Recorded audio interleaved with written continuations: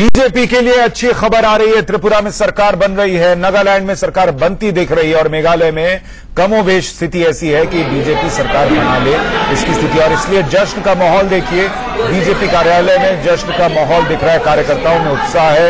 राम माधव ने भी कहा है कि कार्यकर्ताओं की वजह से ही जीत मिली है। इस वक्त एक बड़ी खबर हमारे पास आ रही है, त्रिपुरा के मुख्यमंत्री विप्लव देव हो सकते हैं, ये जानकारी मिल रही है। राकेश के पास चलते हैं। राकेश, पूरी खबर।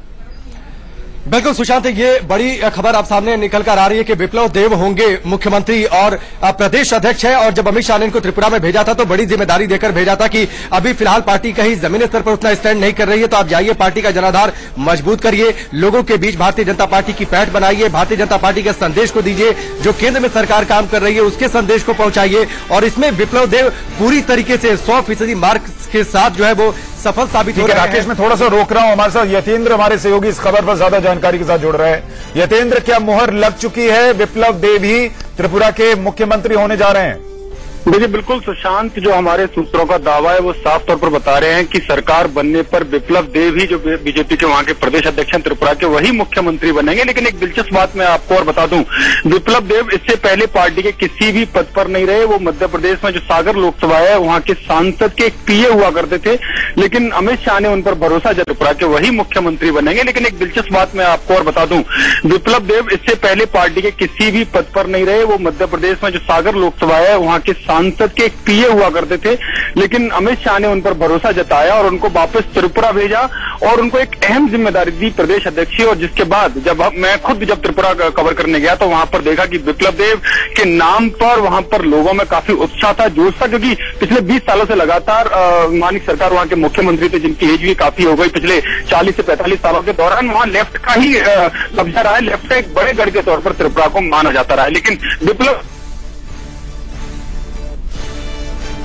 यतेंद्र, आपकी आवाज वह जादू भी था। प्रधानमंत्री मोदी ने एक चलो पलटाई का वहां पर नारा दिया, जिसको विप्लव देव ने बनाने में कोई कोर कसर नहीं छोड़ी। और अब सूत्रों का यही दावा है कि विप्लव देव जो नए चेहरे के तौर पर, नए युवा चेहरे के तौर पर वहां बीजेपी की बागडोर संभालेंगे और एक नया इतिहास बीजेपी के नाते वहां पर लिखा जाएगा कि इतने सालों के बाद, दशकों के बाद वहां पर गैर लेफ्ट यानी कि बीजेपी की सरकार वहां पर बनेगी। और इसमें कोई शक नहीं है, जब आज पार्लियामेंट्री बोर्ड की बैठक होगी उसमें विप्लव देव के नाम पर ही मोहर लगेगी। लेकिन औपचारिक तौर पर विधानसभा जब विधायक दल की बैठक बुलाई जाएगी त्रिपुरा में बीजेपी की, वहां पर औपचारिक तौर पर विप्लव देव के नाम का ऐलान किया जाएगा। यतेंद्र, आप बड़ी खबर दे रहे हैं, हम दर्शकों के लिए एक बार बता दें, जो सूत्र यतेंद्र को बता रहे हैं उसके मुताबिक विप्लव देव त्रिपुरा के मुख्यमंत्री होने जा रहे हैं। और एक ऐसा चेहरा जिनके बारे में बहुत कम लोग जानते हैं। अमित शाह ने उन पर भरोसा जताया, त्रिपुरा की जिम्मेदारी दी और विप्लव देव ने वो जिम्मेदारी बखूबी निभाई। 40 सीट, जो पार्टी पिछली बार एक सीट भी नहीं जीत पाई थी, वो अगर 40 सीट जीतती है अगले चुनाव में तो आप समझिए कितना बड़ा फेरबदल हुआ है नतीजों के लिहाज से। यतेंद्र, थोड़ा सा अगर आप और विप्लव देव के बारे में दर्शकों के लिए बता सकें, क्या उनका इतिहास रहा है और चूंकि आपने त्रिपुरा इलेक्शन कवर भी किया, वहां पर वो कैसे काम कर रहे थे, क्या रणनीति रही उनकी, कितना किरदार है इस 40 सीट में उनका? देखिए सुशांत, अगर विप्लव देव की बात करें तो कोई राजनीतिक इतिहास उनका नहीं रहा है। हालांकि जो सागर लोकसभा, जो मध्य प्रदेश लोकसभा के एक सांसद, सतना से जो सांसद है वहां से उनके वो पीए जरूर रहे थे विप्लव देव, उनसे मिलना जुलना लोकसभा में जरूर है, लेकिन उनके पास कभी कोई राजनीतिक पद, बीजेपी की तरफ से राजनीतिक जिम्मेदारी नहीं रही। हालांकि जब अमित शाह ने उनके अंदर क्षमता देखी तो उनको अपने पास बुलाया। अमित शाह ने खुद ऑफ द रिकॉर्ड त्रिपुरा में हम लोगों को ये बताया कि विप्लव देव को जब त्रिपुरा भेजने की बात आई तो विप्लव देव ने कहा कि उनको कम से कम प्रदेश कार्यालय मंत्री की जिम्मेदारी दी जाए, उससे वो नीचे ना दें।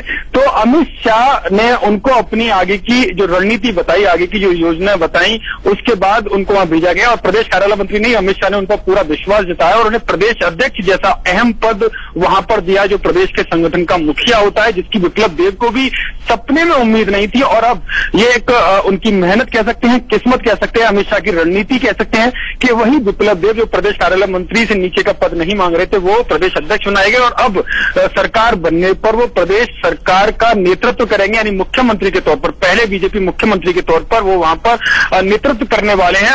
विधायक दल की जब बैठक होगी औपचारिक तौर पर उनके नाम का ऐलान किया जाएगा। नॉर्थ ईस्ट में एक और बड़ी सफलता के तौर पर इसको देखा जा सकता है कि जहां असम में सरकार बनाई, वहीं पूर्ण बहुमत के साथ त्रिपुरा में भी बनानी बीजेपी जारी है। ये बहुत बड़ी खबर तो है ही, लेकिन जिस तरीके से हम सुबह से चर्चा कर रहे हैं बीजेपी की रणनीति की, अमित शाह और नरेंद्र मोदी की रणनीति की, आप देखिए एक शख्स जिसको कोई नहीं जानता, उसको अमित शाह बुलाते हैं, उसको जिम्मेदारी देते हैं कि आप त्रिपुरा में पार्टी को लीड कीजिए, वहां पर प्रदेश अध्यक्ष बनाते हैं, और जब वो जीत मिलती है तो फिर उसे मुख्यमंत्री बनाने की भी बात हो रही है कि मुख्यमंत्री बनाया जाएगा। विवेक जी, एक तो इन नतीजों पर आपकी प्रतिक्रिया त्रिपुरा के लिहाज से भी, और जिस तरीके से बात आ रही कि विप्लव देव मुख्यमंत्री होंगे, एक शख्स जिसको कोई नहीं जानता, जिम्मेदारी देना और फिर इस तरीके से पुरस्कृत करना। मैं दो चीजें यहां पर बोलना चाहूंगा सुशांत। पहली चीज, त्रिपुरा में लाल किला ढह गया है और बीजेपी जिसके पास एक भी सीट नहीं थी पिछले चुनाव में, 60 में से अगर 40 सीटें मिलती हैं तो बहुत बड़ी कामयाबी है, एक थंपिंग विक्ट्री है बीजेपी की। दूसरा, बीजेपी में एक चीज आप देखेंगे कि पार्टी जो है वो नए लोगों पर दांव लगाना जानती है, नए लोगों पर रिस्क लेना जानती है, लेकिन वहीं आप उसको जस्टिपोज करें कांग्रेस से, कांग्रेस में वही पुराने नेता आज तक ढोए जा रहे हैं। हालांकि राहुल गांधी ने बड़ी बड़ी बातें की थी कि पार्टी में चेंज करेंगे, बदलाव लाएंगे, बड़े लोगों को नए लोगों को सामने लाया जाएगा, लेकिन अभी तक ऐसा कुछ हुआ नहीं है और इसी का खामियाजा शायद इस पार्टी को आज भुगतना पड़ रहा है। आप पुराने लोगों की बात कर रहे हैं कांग्रेस में, अशोक गहलोत भी बहुत पुराने नेता हैं कांग्रेस के, उनसे बात की है इन नतीजों के बाद हमारे सहयोगी राकेश ने, वो बातचीत दिखाते हैं। ईस्ट के 3 राज्यों के चुनाव परिणाम पर बातचीत करने के लिए हमारे साथ कांग्रेस के वरिष्ठ नेता अशोक गहलोत जी हैं। गहलोत साहब, ये जो चुनाव परिणाम है कांग्रेस के लिए कुछ अच्छा 40 साल से मैं देख रहा हूं नॉर्थ ईस्ट के अंदर, जिसके अंदर में सरकार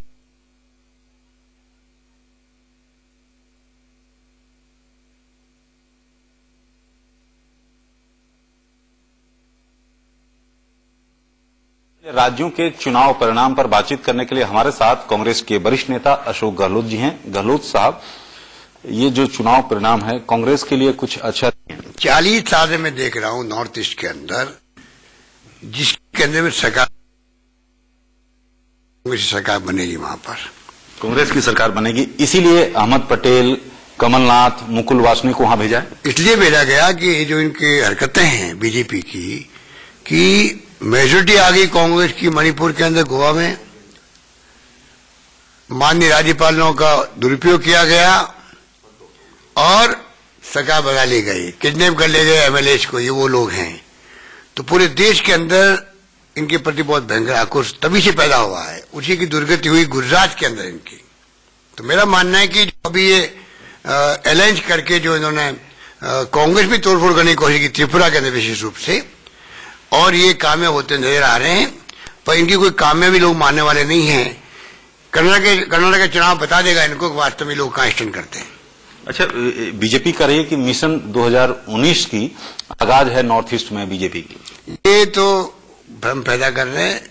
अच्छा, वो भ्रम में रहे, अच्छा है, हम भी चाहते भ्रम में रहे इसके, वरना तो आप देखेंगे 2019 जो है पूरा देश समझ चुका है, इनके असत्य को, झूठे वादों को, कोई धरातल पे स्कीम आ नहीं रही इनकी, पूरा देश दुखी है, युवा दुखी है, किसान दुखी है, महंगे की मार से हर व्यक्ति दुखी है, और कोई इनकी स्कीमें जो आज बढ़ चढ़ के बातें करते हैं, अगर आप सर्वे करवाओगे तो पाओगे धरातल में जीरो है वहां पर। लेकिन त्रिपुरा में 25 साल के बाद बीजेपी की सरकार बनना, ये उन्होंने तोड़फोड़ करी, कांग्रेस के अंदर भी तोड़फोड़ करी, उन्होंने दनबल का प्रयोग किया, और 25 साल की जो एंटी इनकम्बेंसी थी उसका फायदा इन्होंने उठाने का प्रयास किया। बीजेपी को कामयाबी हुए हैं, बीजेपी को क्रेडिट नहीं देंगे, उसमें कामयाब हुए, तोड़फोड़ से कामयाब हुए हैं। ये इनका कोई बेस नहीं, वहां पर आर्मी बेस नहीं है। लोकल पार्टियों को मिला करके इन्होंने लोकल लोगों के सेंटीमेंट जगा करके, जैसे कि ये और जगह पर धार्मिक सेंटीमेंट जगाते हैं, उसी ढंग से लोकल सेंटीमेंट जगा करके लोकल लोगों को संपर्क करके उनकी पार्टी बना करके ये कामयाब होने का। कांग्रेस के लिए 3 राज्यों का परिणाम कैसा रहा? हमारी सेहत पे कोई फर्क नहीं पड़ेगा इन चुनाव से। हमारा टारगेट अभी कर्नाटका है, वहां हम लोग कामयाब होंगे, फिर राजस्थान, मध्य प्रदेश, छत्तीसगढ़ में इनकी धज्जियां उड़ाएगी, और 2019 सबको दिख रहा है। मोदी जी पहले कहते थे 10 साल तक इनको कुछ छेड़ नहीं सकता, पूरा मुल्क इंतजार कर रहा है, 2019 का इंतजार कर रहा है। आप खुद देखेंगे कि इनकी स्थिति क्या बनेगी। तो ये थे अशोक गहलोत जी, जिनका साफ तौर पे कहना है कि नॉर्थ ईस्ट के 3 राज्यों के जो चुनाव परिणाम आ रहे हैं उससे कांग्रेस की सेहत पर कोई असर नहीं पड़ने वाला। Rakesh Kumar Singh, India news, Delhi. तो एक ऐसी पार्टी जो मेघालय में सत्ता में काबिज है, वो 29 सीट से घटकर 21 पर आ गई, सरकार बनाने की स्थिति में नहीं है, और अशोक गहलोत कह रहे हैं हमारी सेहत पर कोई असर नहीं पड़ता। नागालैंड में वो है नहीं, 1 सीट हासिल कर रहे हैं, अशोक गहलोत कह रहे हैं हमारी सेहत पर असर नहीं पड़ता। और त्रिपुरा में इनका खाता नहीं खुला और अशोक गहलोत कह रहे हैं कि हमारी सेहत पर असर नहीं पड़ता। अनुज जी, अब कब सेहत पर असर पड़ना चाहिए अगर ऐसी स्थिति में भी सेहत पर असर नहीं पड़ रहा? 4 साल तक लोकसभा में नेता प्रतिपक्ष का पद उनको नहीं मिला, उसके बाद भी यदि सेहत पर असर नहीं पड़ता है तो शायद वो 44 से भी क्या घटने का इंतजार कर रहे हैं। तो क्या राणा जी, क्या यही वजह है कांग्रेस की इस हालत की कि आप हारते जा रहे हैं और आपकी सेहत पर असर नहीं पड़ रहा? सुशांत, कुछ बातें आपकी जो होती हैं वो लोगों के भीतर संकेत के तौर पर, संदेश के तौर पर जाती हैं। आज नतीजे आ रहे हैं। अमित शाह, नरेंद्र मोदी, पूरी पार्टी लगी पड़ी है कैसे तीनों राज्यों में अपनी सरकार बनाई जाए, और राहुल गांधी इटली में हैं।